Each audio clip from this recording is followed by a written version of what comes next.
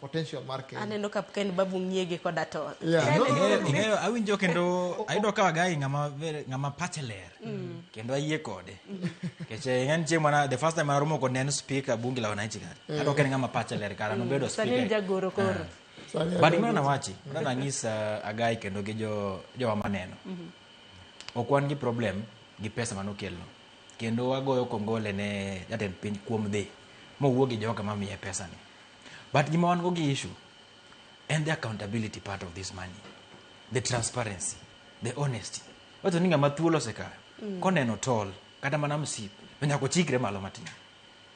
Thuolo seka yo wach mar accountability, transparency and in terms of implementation. To na wacho chieng' kanyo niya pesa ni bero kele mondo deal gi issues make health or address issues make around HIV and AIDS and all that. But sama pesa ni bire ni, we are gearing towards elections. Nyalo nitie ni pesa ni kok wang'ie maber kendo ranyisi jo Kenya jo piny kuma ginene. Ni pesa ni kok waketo tong wang' maber. Mulika pesa ni malong. Wabro romo gi pesa ni e ground.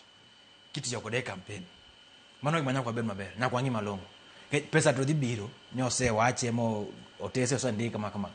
And it's a good move. But koro kosechopo ka ng'at makoro dhi decide akitiyo kode. Gik midhi tim kode. Kanye kuma koro ja Kenya donje. Wapenji maswali. Kaka gai koro nie bunge la wananchi. Bunge la wananchi openja ni maswali. To wan give jende wapenja ni maswali. Ni pesa nyose biro. To be oseketi yien manyo wach no ket pesa. Boti kode yo maler. Bo kete gimone ogbe notimo. Ket kok waketo wang'wa e gini malongo.